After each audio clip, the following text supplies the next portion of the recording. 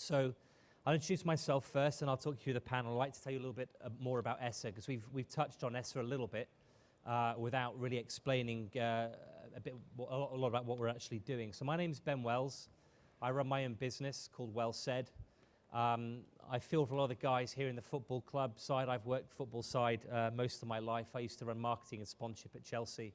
I've been the commercial director at Reading. So interesting stuff there from Toby. This session is entitled, Is Official Dead? And by that, we're asking the question about whether the traditional sponsorship model needs a rethink. In November the 18th, at the Royal College of Medicine, we are running the 3rd annual ESSA Sponsorship Summit. If you are not already aware of it, then I suggest you have a look at sponsorship.org, which is the ESSA website. We'd love to have you there. We're exploring a whole bunch of different themes, looking at how traditional business models have been disrupted by changing consumer behavior, by changing technology, and asking in a full day session how we think that's going to affect the traditional sponsorship model. So that's me. I'm also a board director at the European Sponsorship Association. I'm delighted here in this session where we're going to be a little bit of a teaser for the Sponsorship Summit itself. Be joined by Joel Seymour Hyde, who is the Vice President of Strategy for Octagon EMEI, India. Yes, very well, good. Yeah. Jackie Fast, who's the Managing Director and also Board Director of ESSA of Slingshot Sponsorship, and Chris Maples from Copa90, which is a branded content platform. So when we talk about the traditional sponsorship model, we're talking about a lot about what's been discussed, certainly in Toby's session, and it was actually quite good to hear a lot of the guys from the brand side talking about data and engagement and what have you. When we talk about the traditional sponsorship model, what do we think of, Joel? I think, well, hello everyone. I think it's probably a lot of what the guys in the previous session talked about. So the classic sort of inventory of tickets, hospitality, signage, a bit of a website branding, and so on and so forth. So I think the guys mentioned they're kind of used to that traditional package that they would receive and be proposed around, and that's, I think, what people understand by traditional model. Yeah. Okay. And Jackie, for you, what is the role of sponsorship in the marketing mix? I mean, we talk about sponsorship. We talked a lot in the first two sessions about sticking names on shirts in return for cash, but is that the only role of sponsorship? No, obviously. Well, I'd probably say that's probably the last role in sponsorship. But actually, the last two discussions and presentations talked a lot about, sponsorship's now becoming part of marketing. Marketing's really important. Marketing's part of the brand. Actually, sponsorship in this ever-connected world, which has so many messages, is actually quite crucial and actually becoming more vital as part of the marketing mix, and always should have been. Yeah. I think far too often, and forgive me for saying this, but the big football teams of the world are really fixated on, let's throw a logo on a shirt, let's give some people some hospitality, and that's what sponsorship is, when actually sponsorship, like it was mentioned in the last one, is about collaboration, it's about partnership, and when you've got two strong organizations that are going forward on a journey together, actually what you can create is far more substantial than throwing some, I guess, quite antiquated assets at a brand. Yeah. Chris, do people really care whether you're an official sponsor or not? I suspect, like lots of questions I'm going to get asked on this panel, I think the answer is probably some do and some don't. I think one thing that I was surprised didn't come out in the previous panel, for those of you that were listening to the previous panel, is I think the most important thing about sponsorship and activating around what you sponsor is this degree of authenticity. There's got to be a reason why you're there. Otherwise, it's a simple cash transaction. And to Jackie's point, in a world that is as connected as it is now, in the past, you go back 20 years, life was a very simpler place, and you could be a shirt sponsor or a stadium sponsor, and it kind of didn't matter because the conversation wasn't really taking place publicly anymore. Now it's conversations constantly publicly through social and various other things. So I think brands that are getting involved in sponsorship, and I think there's absolutely a place for sponsorship, of course I do, but I think you've got to have a reason for being there. You've got to create a story and an authenticity in that space, otherwise why are you there? And if you just simply go and badge something and then don't do nothing with it, then it's a waste of time. We did some research quite recently. So for those of you who don't know, Copper Night's biggest football fan platform in the world, YouTube channels, social channels, and we create content for brands and for our channel itself that tells amazing stories about fans and fan culture. We did some research, really, some very top-line research. Don't read too much into it because I don't have the actual data at my hands, but we asked about 2,000 of our fans which brands mean something to you in football. Now, look at all the brands that are here and all the brands that sponsor football around the world, and 2 brands stood out by a million miles: Adidas and Nike. Now, clearly they are sports brands, right? And they are in that, but they have created a reason to be there as well. They do a ton of stuff in that space that's really interesting. But lots of other brands who spend fortunes in that space just don't activate properly, and I think it gets lost. I'll come on and talk about some stuff we've done with Hyundai, I'm sure, a bit later. So in the first 2 sessions, we've had the rights holders, the clubs primarily, getting a bit of a kicking, and I think probably from experience we'd say that's probably about right. But if the brands aren't getting it right, what's the incentive to change? In what way do you mean incentive change for who? Well, if there, as Chris is saying, there are still enough brands out there who are buying bad sponsorship, Right. why should the rights holders change? Well, I think ultimately because the money will start to go down. So I think what we are seeing now, and I work a lot with helping brands find sponsorships. So I think Toby talked about it. I'm one of the agencies that people like him will use to help navigate the market and find what you should sponsor. And what we're seeing, even at the top end now, at the even at the UEFA end, and certainly the Premier League as well, is it is actually harder to sell those big ticket items for incremental increases in sponsorship revenue. And the reason for that is quite simple. Essentially, there's a bit of a sort of disconnect now happening between the traditional models we've talked about and what brands want and what rights holders are able to provide them with. So this is fundamentally caused by brands demanding sort of a lot of the content stuff that everyone's talking about more and more. So they want live match footage, they want highlights, they want clips, they want more chances to work with players, all this sort of the cool stuff really. And they don't want to necessarily give up the traditional stuff, but they want all the add-ons, which is kind of what Nathan was talking about. That's the part of the contract that takes the longest to now agree.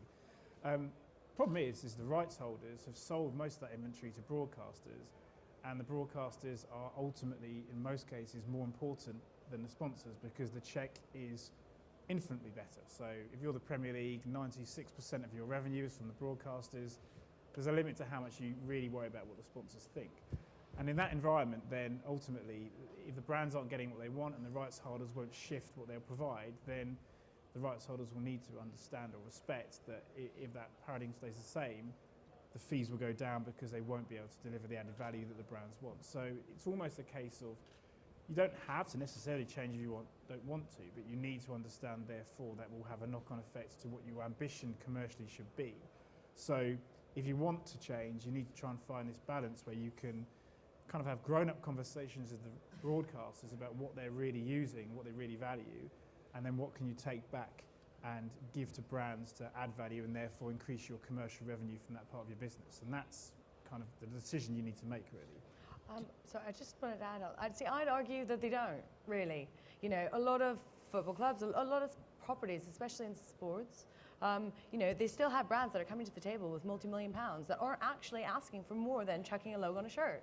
The cost to implement that is negligible. And so your profit margins for a deal like that is substantial. Whereas if you were to actually talk about all of the great stuff that we want to do, the clever sponsorship, the clever marketing, all of the great social stuff that you can build from content marketing, it takes work, it takes time, it takes clever people, it takes resource. And if you don't want to go through that, you don't do it unless you absolutely have to. And within football and other sports sponsorship, they haven't really hit that critical moment. You're seeing brands start pulling out of stuff and start doing stuff a little bit different, starting to build their own platforms. But you don't see it where we saw it with publishing or music or anything, because it hasn't hit the tipping point yet. Sure. Can I just come in on that as well? I think that point is coming, right? I think we all established that. The 2 biggest marketing, media owner, whatever you want to call them, entities in the world, bar none, didn't exist 15 years ago, right? Google and Facebook. swallowed up huge amounts of marketing budget. No one saw it coming. In fact, the world didn't see Google coming. And then they thought, right, we better right-size our business and figure this out. And then they didn't. And then 3 years later, Facebook came in. No one saw that either. So what those two organisations have brought with them, rightly or wrongly, is a much greater level of data, much greater level of insight, much greater level of understanding. Now, whether you agree with all the metrics or not, sort of makes no difference. They're the sort of metrics that people are measuring impact on. So the world where multi-million pounds are being spent on badging rights is fine, because there are still tons of brands that want to do it, and certainly as markets like Asia and Africa open up, there'll be increasing amounts of brands that will want to get active in that space as well. But sooner or later, the guy who holds the purse strings is going to start comparing the impact of that with the impact of everything else they can do. And if it is a simple badging exercise that's doing nothing else with it, it will stick out like a sore thumb, and they will divert money elsewhere. So are there still brands wanting to do that now? Absolutely, but you know what, just beware those brands that aren't thinking about that, or those entities that aren't thinking about creating assets and creating opportunities and creating integrations that are going to really mean something, because sooner or later someone is going to say that's doing nothing for us and we're going to go. And the other point of that, actually, that Chris kind of brings up, is that now there's so many more competitors. You know, if you were a football club, you'd be going against other football clubs when you're looking for sponsorship. But now, actually, you have to look at where's the money being spent. Yeah. You're now you're comparing yourself with pay-per-click, Facebook, all of that other stuff. So you have to be smarter. Yeah. I think that's right. I think, you know, what we've experienced the last 7 or 8 years, certainly since 2008, is the man in the street is far more discerning about how they spend their time and money. I think we get a real feel on what the value actually constitutes for us. And we have to question, actually, I think, whether the traditional 90 minutes or 80 minutes, if it's rugby, we've got the Rugby World Cup coming up shortly, does that actually stand up as a value proposition? Prices certainly haven't gone down. Or should the clubs and the rights holders more broadly be working more collaboratively, more creatively, more fluidly with brands, and saying, actually, do you know what we need to do is fill our stadium up. We need to make sure that our value proposition is so good that people are not going and spending their time and their money with the things you just talked about, and actually we can't do it on our own. We need to do it with brands, and actually we get to a stage where we have cashless sponsorships, because actually the key is actually making sure people are coming in the first place. And that's particularly, I think, looking at some of the trends we're seeing in youth behaviour. If I was going to recommend to look at any sort of best practice around the world, it's probably the US market. So the big US sports properties, so the MLB, the NBA, the NFL, these guys, they are actually, despite being huge, big, reasonably traditional platforms, are probably the most innovative at thinking about some of these challenges and how they can increase value for partners without, you know, having to completely replicate the model and actually add loads of value. So, you know, the NFL have been doing great partnerships with Google themselves actually now, so you can have like integrated search in Google. If you search for NFL on Google, your branded content can be seen there. So they're giving their brands value back because they know people are going to Google.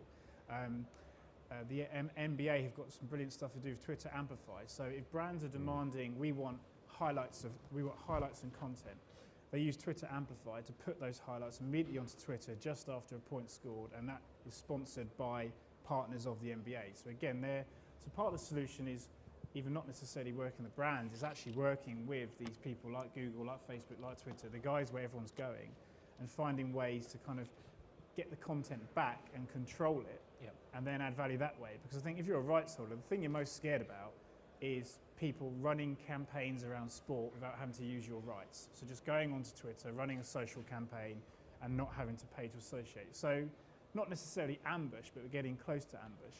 And if you actually bring these guys in with you, you can do revenue share models, lots of stuff you can do.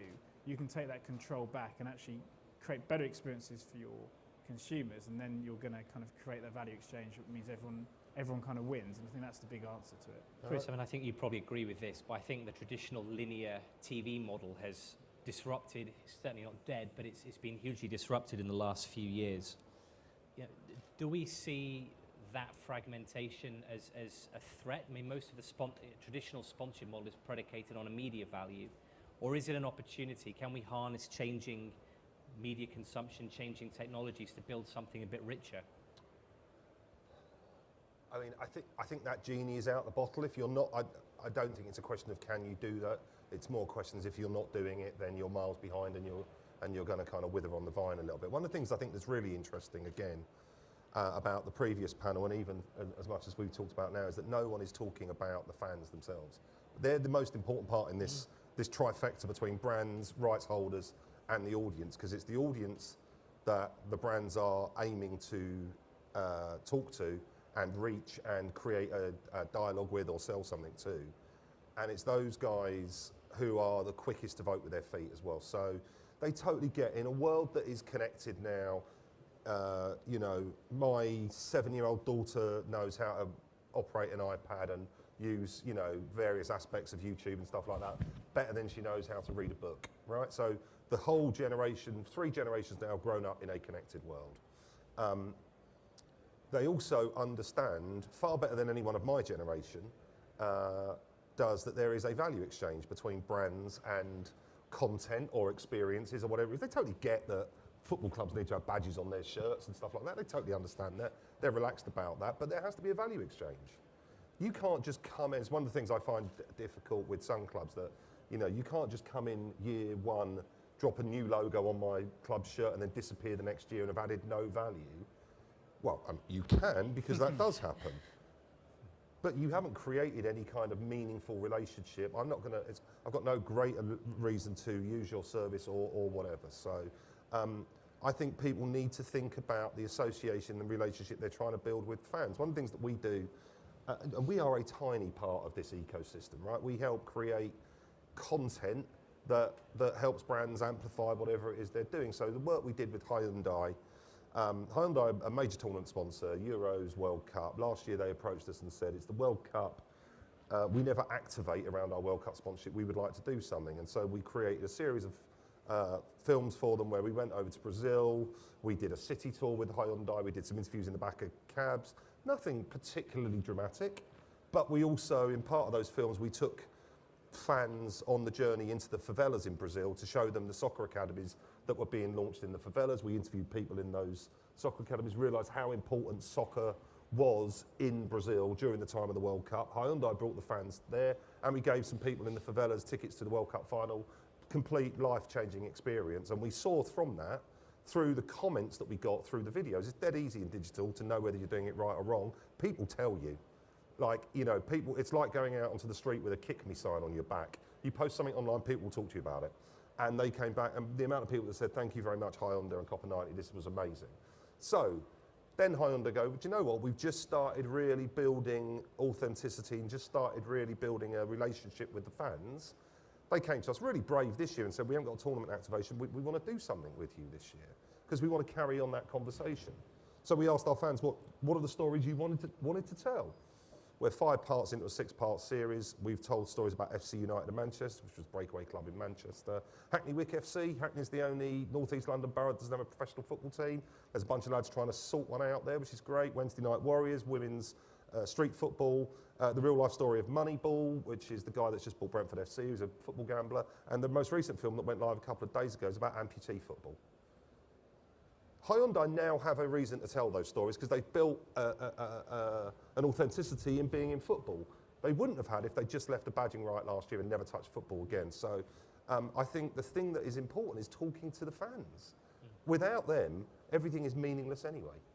The fans is a good point, because I think the first 2 sessions maybe gave rights holders a bit of a hard time as well. Maybe, you know, some fairly, maybe a little bit unfairly as well, because ultimately, you know, everyone's doing a good job and trying to, you know, get by in the world. So, but ultimately, you know, the fans are there and they still flock to football. So even if people do move off TV, it's not as though they're not going to be fans. So it's just kind of following that navigation of where they're going and making sure you still add value and you can still find them. So there's great opportunities for any rights holders, because those fans aren't going anywhere. They're still going to love what they love. Well, it's perhaps understanding that it's not necessarily it's the push content model now, it's a push-pull, and if you get it right, you know, you've got people telling the story for you, saves you time and money, but it becomes more authentic. We talked about authenticity earlier on, and it keeps building that story. It involves people in that story and keeps them attracted into what you're doing rather than doing something else, and it gives them a sense of ownership, I guess.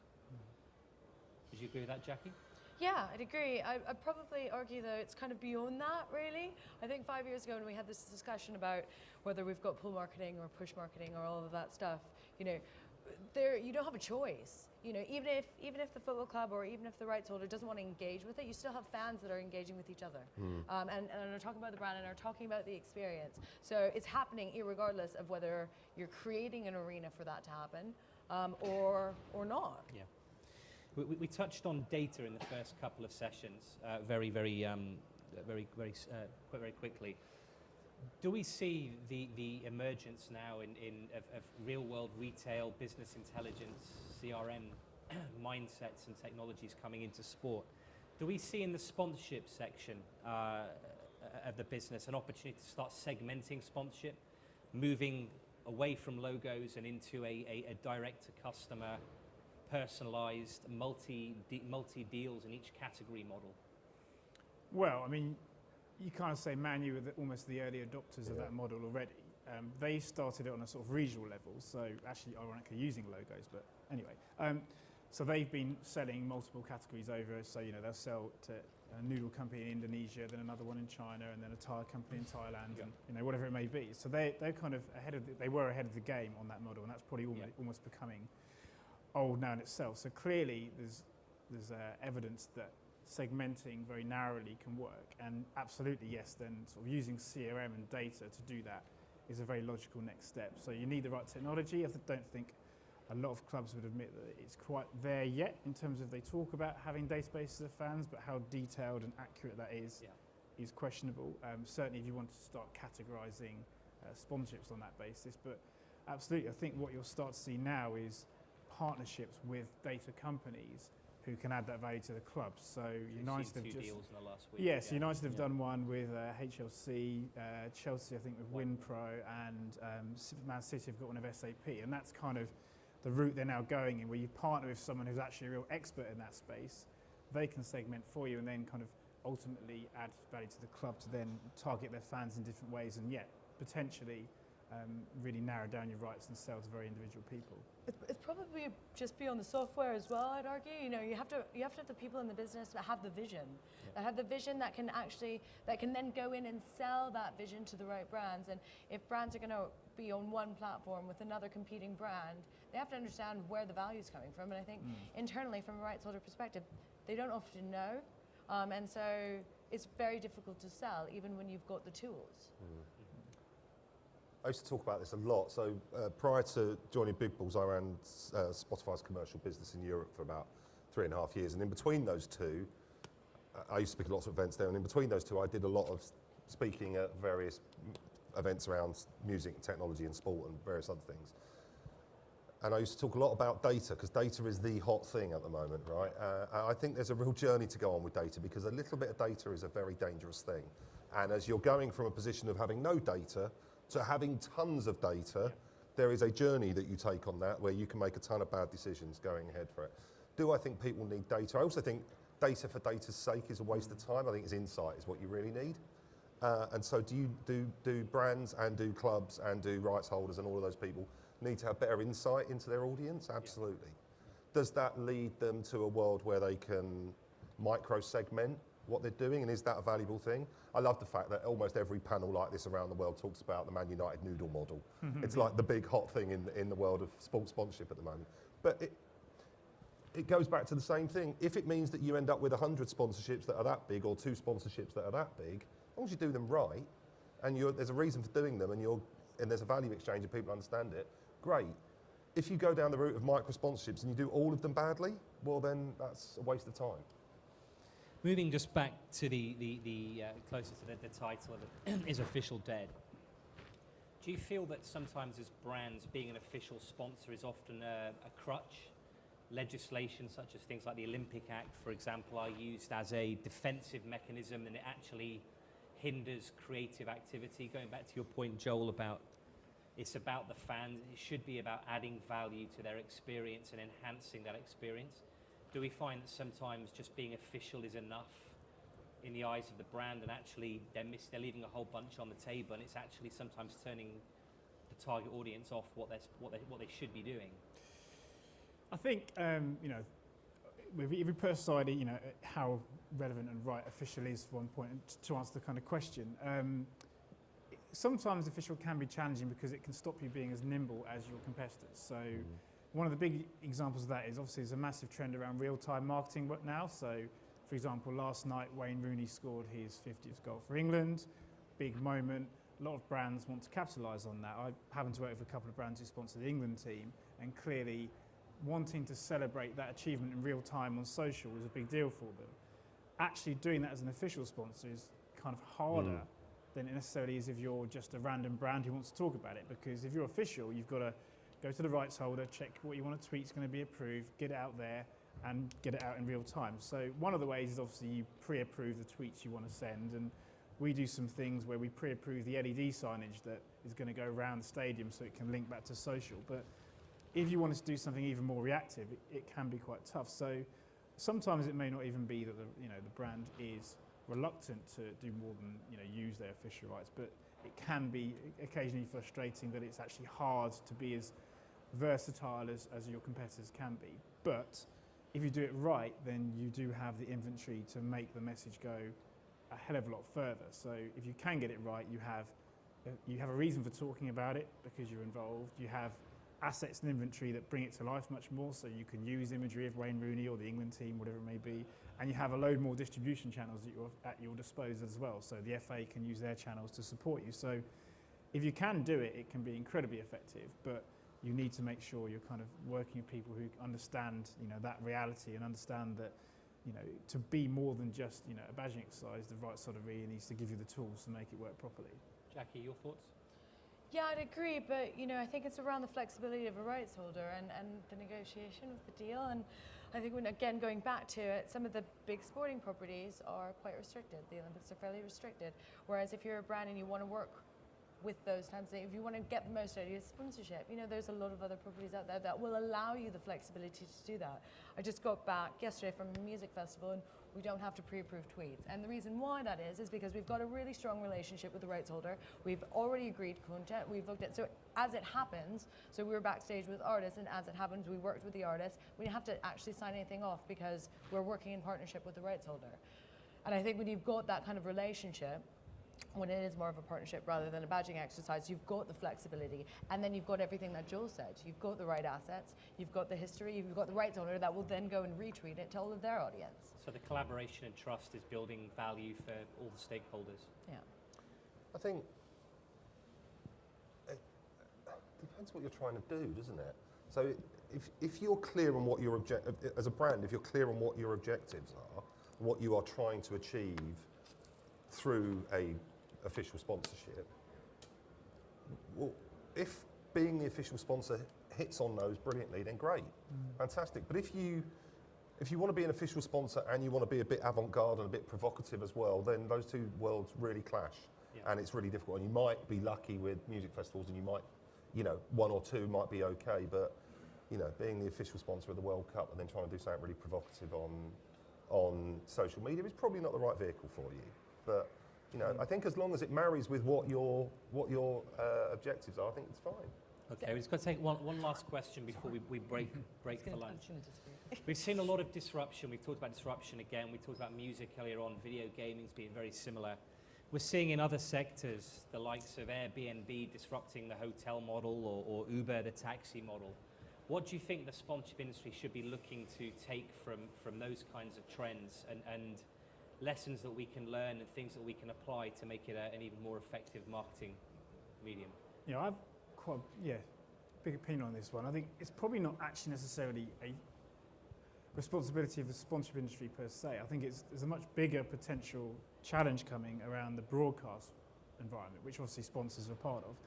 I think if you think about the environmental factors that allowed Uber to generate as a good example of a sort of challenger, ultimately it was people getting an order spending 50 quid to go 9 miles in a black cab who wouldn't pick you up in the rain. So there are lots of reasons why Uber took off.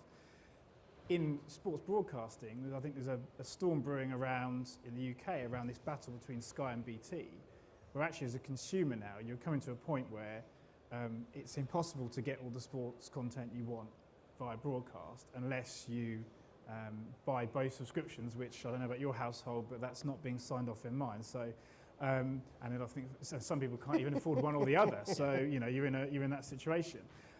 So in that world, I think consumers are going to get more and more frustrated by having to where they go for live broadcast, and ultimately that kind of frustration is what breeds the actual sort of from the bottom up rebellion against that to find other ways of finding live content, and it's been done before and there's various sites, but I think that's probably a real tension point. So therefore, if you're a sponsor, there's lots of interesting areas around that in terms of how you getting your brand out there if people aren't going to the traditional places to do it because they're so frustrated by this sort of segmentation of live and access to sport. So it's a big question, I think. So we could see some disruption there first. Well, we see it now TV and yeah, I mean, I'm for my sins a Reading fan, and the other day I had to go on Twitter to watch a video on Vine of someone recording their TV to see a goal, and that can't be a sustainable long-term model. if that's how people are watching it. Yeah. Yeah. Jackie, what do you think? You do a lot of work in music. Well, I think from an industry perspective, sponsorship is, pretty traditional, and it's been going for 20 years pretty much the same way. And to Chris's point, if you want to do real-time marketing, if you want to do something avant-garde, you can't touch rugby, you can't touch Olympics. And actually, for me, I think, why not? Why shouldn't you be able to? Why can't you work in the Olympics and also do forward-thinking marketing? And the fact that so many of the traditional platforms out there keep everything in the way that it's been going for 20 years is actually what's stalling it, stalling the potential of the growth of what brands can do, of what rights holders can do. And so for me, I think if that shifted a bit or was hugely disruptive, that would be a positive thing. But it doesn't need to if brands continue to play in their playground, basically. I think Airbnb, Uber, Google, Facebook, Spotify, any of these disruptive businesses that have gone in and really fundamentally shifted a market one way or another, iTunes before Spotify, all came at it, and all as businesses all continue to come at it from the perspective of the customer, the consumer. Yeah. They either fulfilled a demand that was in the market already, or they created a demand that no one knew you could do through technology. So do I think the world of official or rights sponsorship in the world of sport is always thinking about the end user and the end result and the reason for being it? Probably not. I suspect some people do, and I suspect some people don't. I think some brands are better at it than others, like in every walk of life. But I'm not sure a big technology company is going to come in and disrupt sports sponsorships. I'm not sure what that vehicle was. I certainly haven't thought of it myself, and if I could, I probably would. But I think fundamentally, unless you are always thinking about the impact you're making on the end user, that's the only way to drive your business forward. And without that, everything else is a waste of time. I think because of the value of TV rights now in sport, I think the only disruptive force could potentially be is the YouTubes, Googles of the world, if they decide they want to become a live broadcaster, because they're really the only ones with the cash reserves. I don't who can compete. I'm not that close to Larry and Sergey. We've had dinner a couple of times. Yeah. I'm not very close, but like if Google wanted to hold all of the live broadcasts for all of the sports in all of the world, they could do it tomorrow. Like they've got enough cash. Apple could. They don't want to pay a rights fee. Apple could. It's just not their business. They're not. Yeah. And at some point they might do. I think what's really interesting is the world that's going on around originated content on those platforms as well. And Apple TV are going to come in and start creating loads of content. You've got Amazon, you've got Netflix, you've got other over-the-top platforms. Hey, listen, BT Sport didn't exist 5-6 years ago, and they came in and they're having a real go at it. So I think the vehicle by which you might watch live sport, it could easily be disrupted. But yeah, I think unless you think about the end consumer, I think you're in a tough place. Couldn't agree more. Just before we break, we got any questions for the panel? Probably everyone's quite hungry. One over here. Sorry, I don't know if everyone can hear me,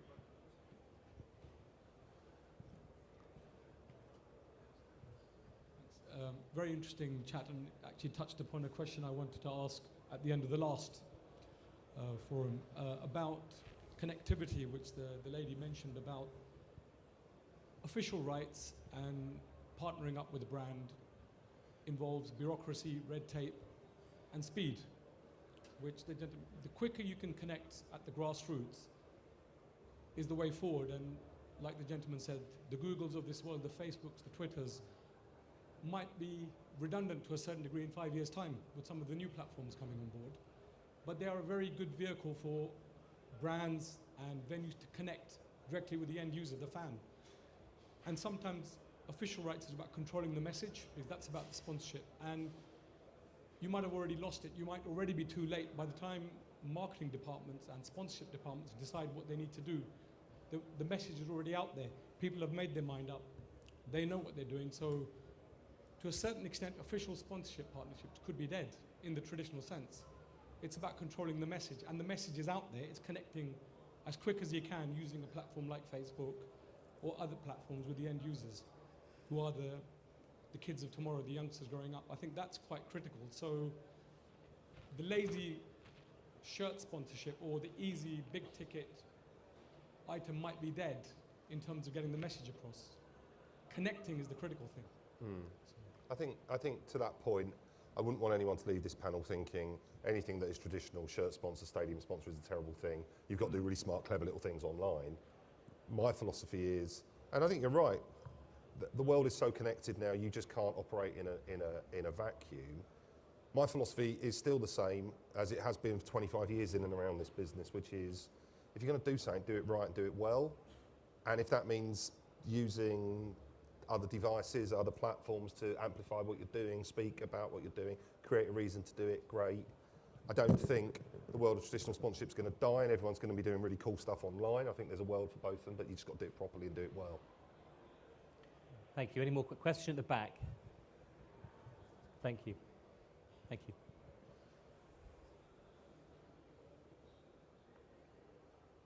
Can you tell us who you are, sorry, before you... My name is João. I'm here with CIS, the FIFA Marshall people. I'm a consultant in Switzerland. The panelists mentioned a few times some of these disruptive new technologies, mentioned many of them. I'm particularly curious about quite a new one, which is Meerkat, Periscope, if that's the next disruptive one, and if you're already taking that into account. For instance, Joe, when you work with sponsors at Octagon, do you already consider that? Are there strategies to exploit that? Thank you. I think that's a very good question. I think back to Joel's example of watching Reading through about 3 different devices. You know, when we have ubiquity of high-density Wi-Fi and everyone has got a live streaming app on their phone, that's going to be a real problem, I think. What do you guys think about that? Well, I think at the moment you're already seeing some rights holders embrace the Meerkats and the Periscopes in the right way, which is added value for fans. So, you know, really nice little ones like the Australian Rugby Union and also the New Zealand Rugby have done nice things around training and dressing rooms and kind of, so giving you kind of live feeds via Meerkat, via Periscope, into those kind of behind the scene environments which are real added value moments. And as a fan, that's actually bringing more to the experience, the rights holders controlling it, and you know, you can obviously give it to brands as well to partner with if you want. So that's a really nice way of doing it.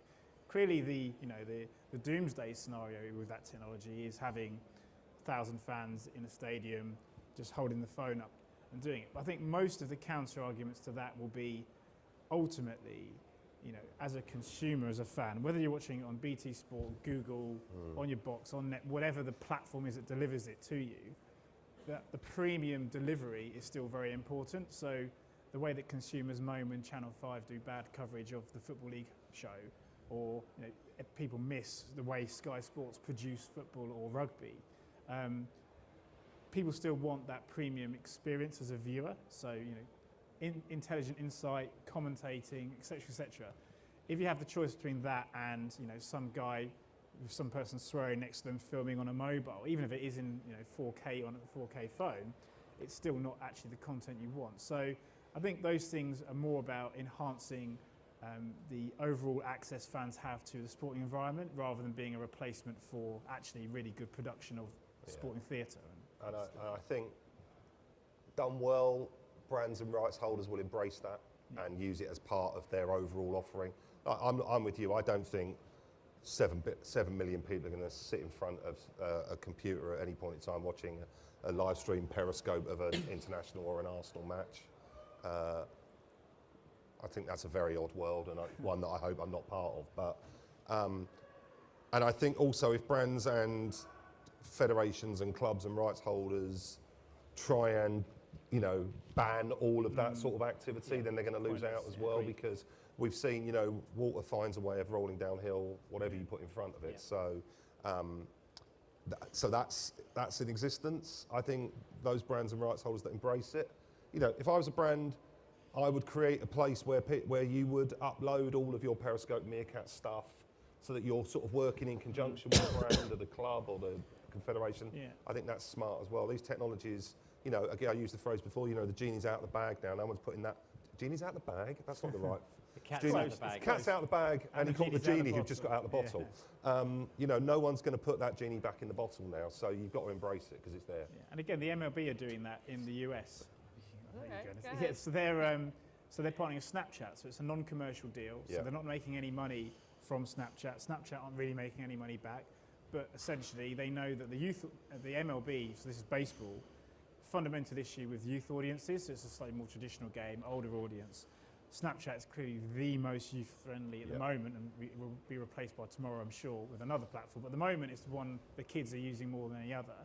And so they're essentially just allowing Snapchat to run MLB content via the platform. So it can be stuff, you know, it can be people filming stuff at the match, you know.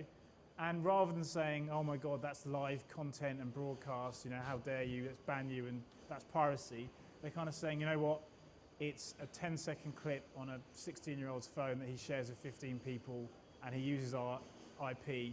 And it's fine. And it's marketing. And it's just pushing our brand actually to a new audience. It's not cannibalizing Fox's broadcast, and so Exactly. that's, I think, you know, the key. Rather than trying to cut the head off the Hydra. Exactly. Yeah. Absolutely. Sorry, Jack. Thank you for that question. Do we have anything else from the floor? I'm fairly sure you're all looking forward to a pie and something else for lunch. Okay, well, thank you very much for your time. I'd just like to say thank you again to Chris, to Jackie, and to Joel. For those of you that are not already ESSA members, we'd love to hear more from you and have you join our sponsorship family. Have a look at sponsorship.org. And again, if you'd like to find out more about the ESSA Summit, you don't have to be a member to come along, but I think it'll be a fantastic day. We have a keynote speech by Tom Fishburne from marketunis.com, who I think will be a terrific keynote. Thank you very much. Enjoy the rest of the conference.